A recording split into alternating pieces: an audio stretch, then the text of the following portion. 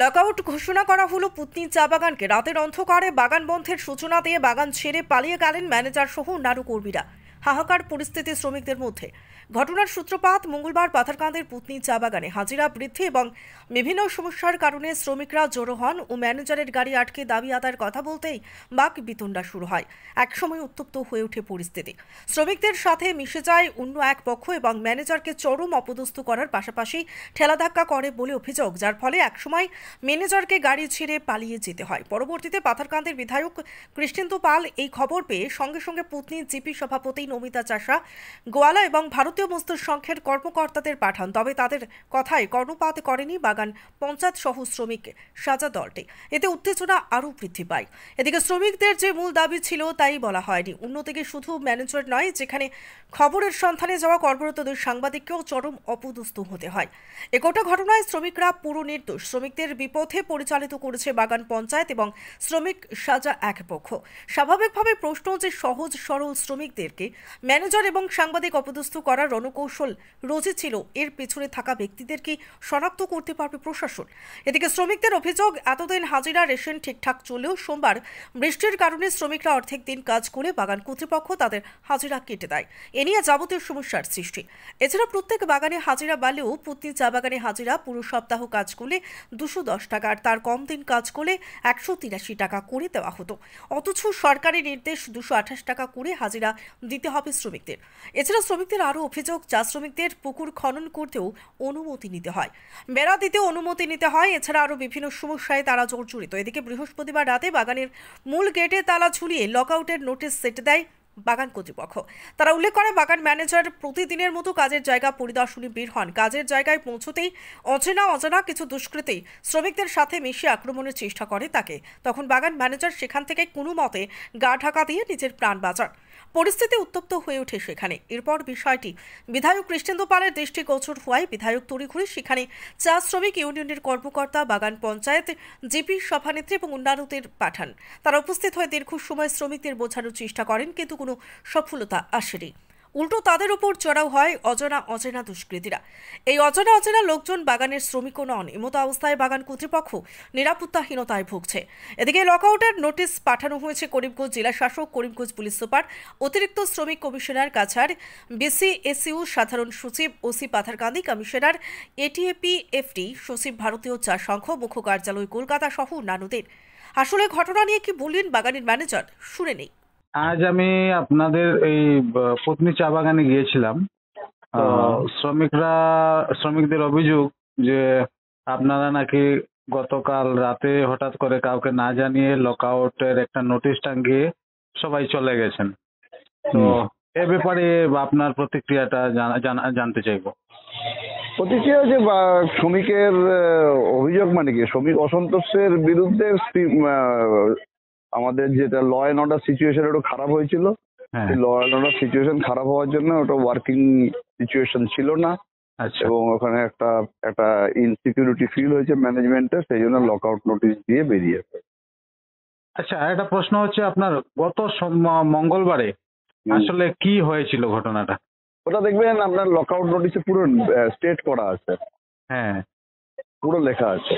না, এটা ঠিকই আছে। মানে যদি আপনি আমাদের দর্শকদের আরো একটু ওই তো ওরা একটা জায়গায় অ্যাসেম্বল হয়ে অ্যাবিউসিভ ল্যাঙ্গুয়েজে ম্যানেজমেন্টকে গালিগালাজ করে, ঘেরাও করে, হ্যাঁ, এবং ম্যান হ্যান্ডলিংও করে, মবটাকে মোবিলাইজেশন করে, হ্যাঁ। আচ্ছা, এইসব একটা আনরুলি সিচুয়েশন ডেভেলপ হয়েছিল। আচ্ছা, এর পেছনে মানে সহজ সরল শ্রমিকদের উস্কিয়ে কোনো একটা পক্ষকে আমার তাই মনে হয় নন ওয়ার্কাররা ইনস্টিগেট করার চেষ্টা করছে। আচ্ছা আচ্ছা আচ্ছা। তো যাদের নিজস্ব কোনো ভেস্টেড ইন্টারেস্ট হয়তো বা থাকতেও পারে। আচ্ছা আচ্ছা আচ্ছা। মানে মোদ্দা কথা হচ্ছে তৃতীয় পক্ষ এই ঘটনার পেছনে জড়িত থাকতে পারে। মানে নন ওয়ার্কার, তৃতীয় পক্ষ মানে নন ওয়ার্কার। বাগানের মধ্যে তো ওয়ার্কার আর নন ওয়ার্কার থাকে। হ্যাঁ হ্যাঁ, যারা তারা জড়িত থাকতে পারে। তো আপনারা ইতিমধ্যে এই যে এই ঘটনার ব্যাপারে পুলিশকে থানায় কোনো মামলা টামলা করেছে? পুলিশ থানায় কি এর আগে তো ধরেন এই জিনিসগুলো কি আছে, যখন দেখা যাচ্ছে যে নন ওয়ার্কার করুক আর এই ওয়ার্কে মানে ইউনিয়ন বা তাদের অর্গানাইজাররা যখন, ওরা তো সবাই ছিল ওখানে, হ্যাঁ, তারা যখন এদেরকে পেসিফাই করার জন্য ফেল করে গেল, তাদের কথাও কিছু শুনলো না, হ্যাঁ, তো সেই তার মানে টোটালটাই ভায়োলেন্সের দিকে চলে গেল না। সেই ভায়োলেন্সের দিকে যখন যায় তখন তো একটা ইন্ডাস্ট্রিয়াল ডিসপিউট ডেভেলপ হয়ে যায় না, তো ওইটার উপরে বেস করে লক আউট করা হয়েছে। আচ্ছা স্যার, আর লাস্ট একটা প্রশ্ন আপনাকে, যেহেতু আজ ওদের সাপ্তাহিক বোনাসের দিন ছিল এবং শেষ পর্যন্ত আপনারা কি কোনো সিদ্ধান্ত নিতে পারেন? এখন তো লক আউট হয়ে গেছে, এখন এটা ইন্ডাস্ট্রিয়াল ডিসপিউটস এর ব্যাপার। এখন এএলসি অফিস আছে, ইউনিয়ন আছে, ম্যানেজমেন্ট আছে, নেগোসিয়েশন হবে, ডিসকাশন হবে। গুন্ডাগিরির প্রয়োজন নেই। নিরীহ শ্রমিকদের মধ্যে শ্রমিক সেজে ঠকে এই ঘটনা পরিকল্পিতভাবে করা হয়েছে, যা দুর্ভাগ্যজনক। তিনি জেলা শাসক, বিধায়ক, মালিকপক্ষ এবং ম্যানেজার সকলের দৃষ্টি আকর্ষণ করেন যাতে অতি সত্বর বাগান চালু করে শ্রমিকদের এই সংকটের মুখ থেকে উদ্ধার করা হয়। আসুন শুনে নেই কি বলছেন বিজেপি মণ্ডল সভাপতি ঋষিকেশ নন্দী। আচ্ছা, আপনি গতকাল পুতনি চা বাগানের ম্যানেজার সেখানকার মূল যে গেট আছে, গেটে আপনার তালা লাগিয়ে লক আউটের একটি নোটিশ টাঙ্গিয়ে উনি বাগান ছেড়ে চলে গেছেন। তো আপনি এ ব্যাপারে কি প্রতিক্রিয়া প্রকাশ করবেন? আমার বিশেষ করে এই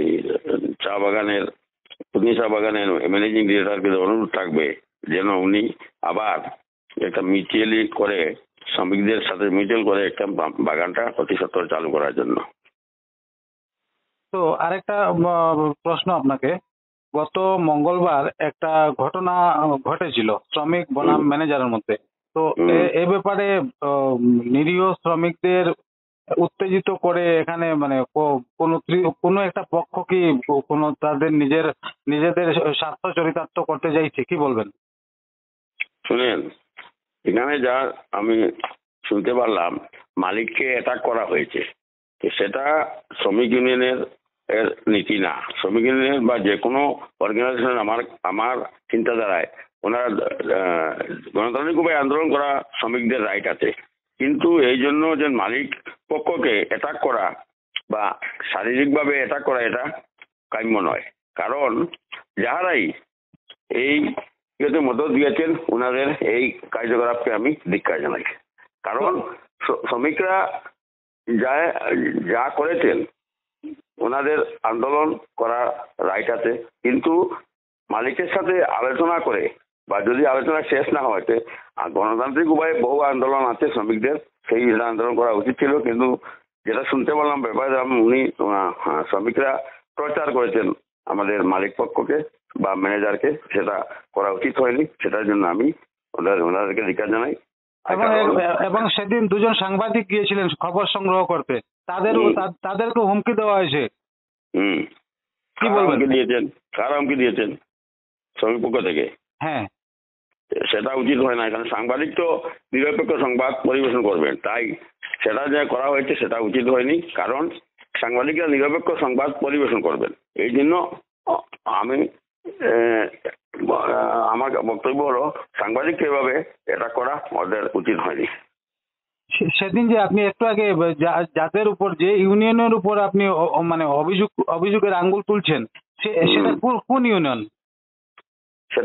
যেটা শুনছি আমি, যারা এখানে বরাক চা শ্রমিক ইউনিয়নের কোন নেতা এসে এখানে ছিলেন, নাম তো আমি, আপনারা নিশ্চয়ই গিয়েছিলেন, আপনারা সাংবাদিকরা গিয়েছিলেন, তো আমার মনে হচ্ছে সঠিক তো বলতে পারা, মনে হচ্ছে ওনারা উস্কানি দিয়েছেন শ্রমিককে যে ওনাদের রাজনৈতিক ফায়দা ওঠানোর জন্য।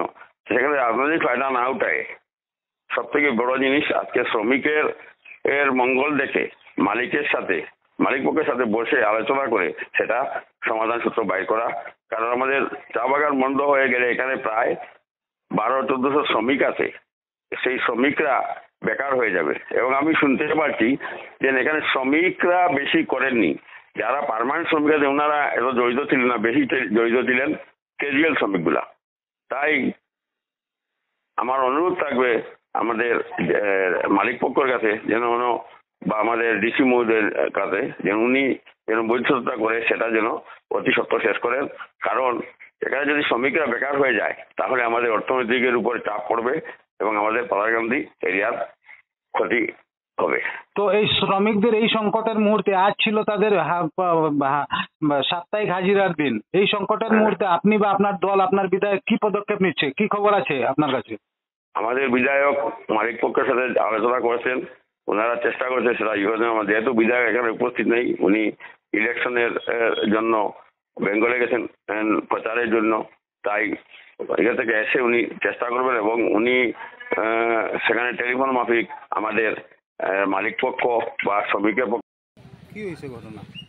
ঘটনাতে তো আমরা যে সোমবারে মঙ্গলবারে যে আমরা যেটা হাজিরা সরকার যেটা লাগু করছে এটা আমরা খুঁজেছি, তারপরে কেউ কইছে আমি ঠিক আছে বুধবার থেকে দিয়ে দিব, হ্যাঁ, আর কোনো কিছু কথা নাই।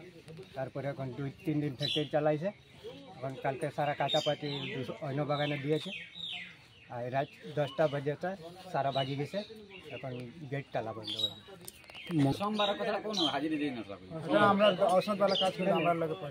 পহলে তো সোমবারে তারা হাজিরা ওষুধ আলা সেকশনে ওষুধ মারছে, তারা হাজিরি দিছে না, তারা কইছে বৃষ্টি হয়ে গেছে আমরা হাফ হাজিরাটাও দাও, হাফ হাজিরা না দিলে 183 টাকা হয়ে যাবে আমরা।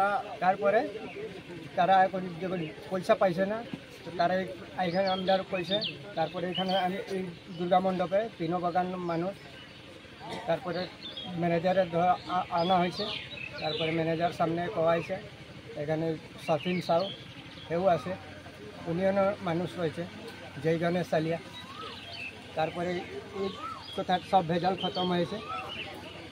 2-3 দিন ফ্যাক্টরি চালায়, তারপরে এখন আজকে তলব পেমেন্টের দিন, কালকে গাড়ি ঘুরাইয়া আই গেছে, পেমেন্ট আসছে না, রাত 10টার সময় সব ভাগি গেছে।